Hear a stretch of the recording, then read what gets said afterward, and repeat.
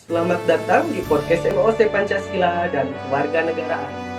Sebelumnya, perkenalkan kelompok 81 yang terdiri dari Rahmat Nur, Sri Ariyanti, Ismi Kartika Soleha, Mida Nurmala, Muhammad Rizki, Septian Yogi, Nur Aisyah, Galih Bustia, Rima Santi, Sri Hermawati, dan Rahmat Fauzi. Kali ini kita akan membahas topik tentang peran Pancasila dalam memperkuat nasionalisme dan mencegah korupsi di masyarakat. Terima kasih sudah meluangkan waktu untuk bergabung. Semoga percakapan ini bisa memberikan inspirasi, wawasan, dan hal-hal baru yang bermanfaat untuk kalian semua.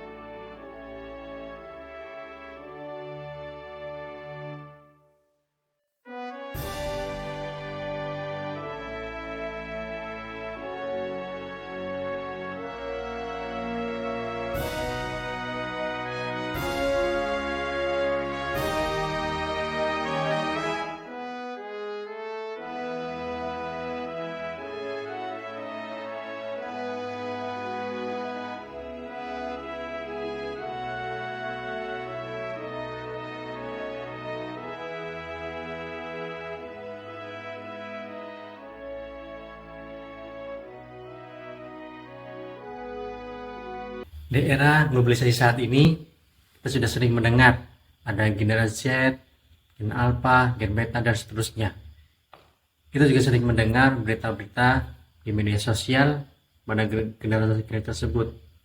Tapi kenapa ya malah justru tentang hal-hal negatifnya, seperti tawuran, berani melawan guru, lebih mencari produk luar negeri dibanding produk dalam negeri, bahkan beberapa tindakan kriminalitas lainnya. Miris sekali melihat apa yang terjadi sekarang di era globalisasi dengan generasi-generasi seperti itu. Kurangnya penanaman pemahaman tentang pendidikan Pancasila dan nasionalisme bisa menjadi salah satu penyebabnya. Untuk itu, mari kita simak dan dengarkan bersama-sama wawancara dari beberapa narasumber seperti TNI, guru, dan juga mahasiswa terkait hal-hal ini. Selamat menyaksikan.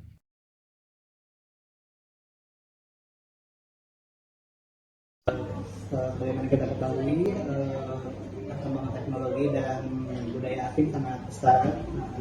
Bagaimana cara terbaik untuk menumbuhkan rasa nasionalisme di kalangan pemuda atau mahasiswa? Baik, menurut saya menumbuhkan rasa nasionalisme di era digital ini, yang pertama gunakan media interaktif seperti video game atau video reality untuk mengenalkan sejarah pengetahuan bangsa. Nah, yang kedua ini, ajarkan mereka membuat konten positif tentang Indonesia di media sosial. Yang ketiga, ajarkan mereka ikut serta dalam kegiatan sukarelawan atau kerja bakti. Untuk selanjutnya, bagaimana kita dapat menjadikan Pancasila sebagai pedoman yang relevan dalam menyelesaikan permasalahan sosial yang ada di masyarakat. Baik, menurut saya langkah untuk menyelesaikan masalah yang relevan dengan cara yang pertama memahami nilai-nilai Pancasila, mengintegrasikan Pancasila dalam kebijakan publik. Yang ketiga, meningkatkan pendidikan dan kesadaran sosial. Yang keempat, menghidupkan budaya gotong royong. Yang kelima, memberikan contoh dari pemimpin dan tokoh masyarakat. Yang keenam, mendorong dialog dan musyawarah dalam konflik sosial.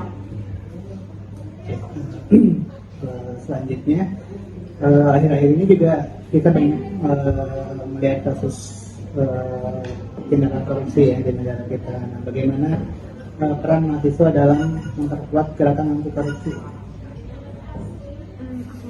Sebagai mahasiswa, kami memiliki peran penting dalam memperkuat gerakan anti korupsi di Indonesia.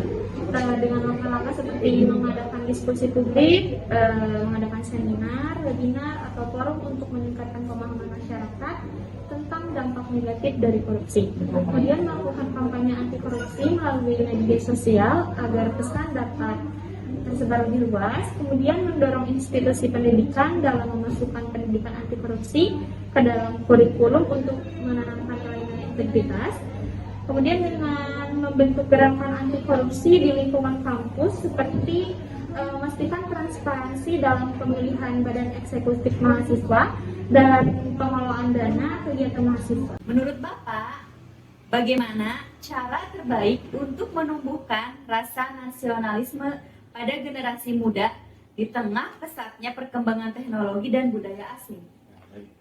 Cara yang terbaik yang bisa dilakukan adalah yaitu dengan mulai pendekatan persuasif dengan para generasi muda itu sendiri. Ya, kita harus mengenal dulu generasi muda itu seperti apa dan bagaimana tingkah laku yang terjadi di masyarakat, sehingga kita dapat masuk ke dalam lingkungan atau pergaulan dari generasi muda itu sendiri. Yang saya ketahui, generasi muda saat ini mereka cenderung terlibat atau menyukai terhadap hal-hal yang berbau teknologi, sehingga hal-hal yang berbau teknologi tersebut bisa dikemas dan dijadikan pendidikan untuk meningkatkan nasionalisme di kalangan generasi muda itu sendiri. Ya, baiklah Pak. Yang kedua, bagaimana kita dapat menjadikan Pancasila sebagai pedoman yang relevan dalam menyelesaikan permasalahan sosial yang ada di masyarakat untuk saat ini, Pak? Nah, pertanyaan yang bagus ya, Ibu. Nah, Pancasila itu memiliki 5 dasar ya, yang sering diulangi atau yang sering dibacakan ketika proses upacara bendera pada hari Senin untuk anak-anak sekolah, baik itu di sekolah tingkat dasar, menengah ataupun di sekolah tingkat atas. Ya, jadi Pancasila itu bertujuan untuk menjadikan sila-sila yang terdapat di dalam Pancasila itu menjadi pedoman hidup bagi masyarakat Indonesia pada umumnya.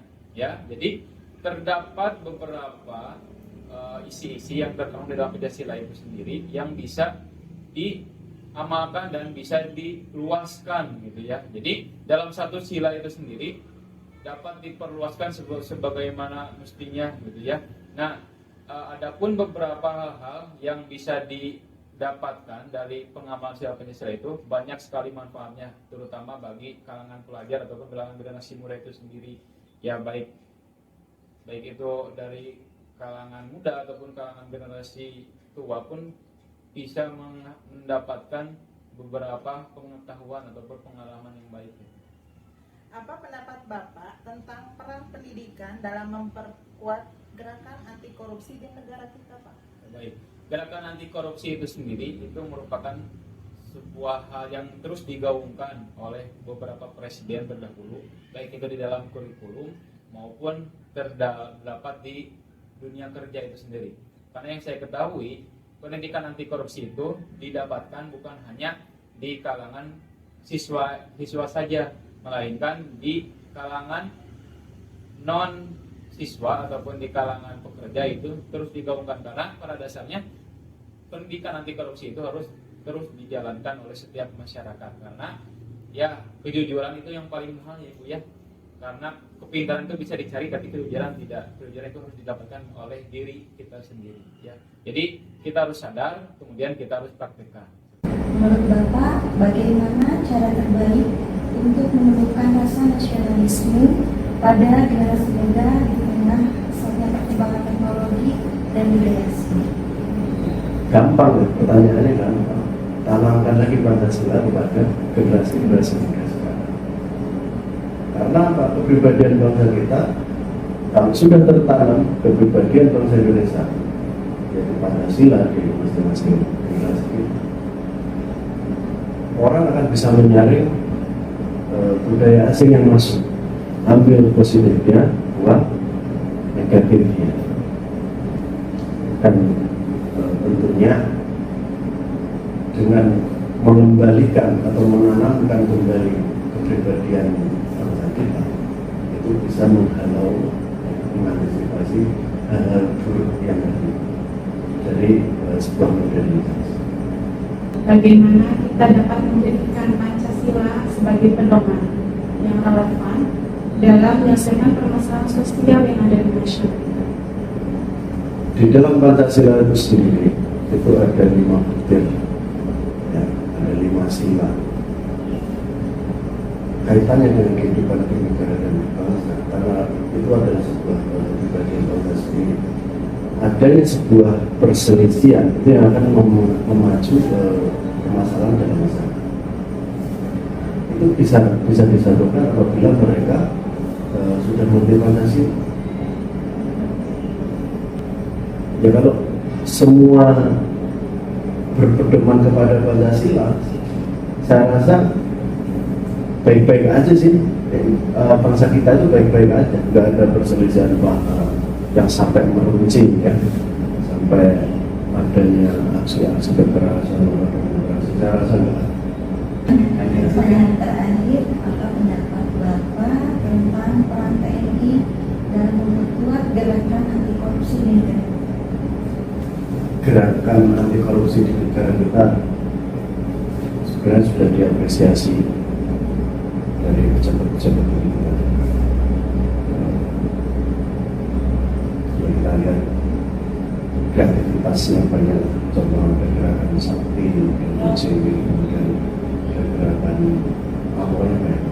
Nah, kita di dalam tubuh TNI sendiri itu juga melakukan hal yang sama.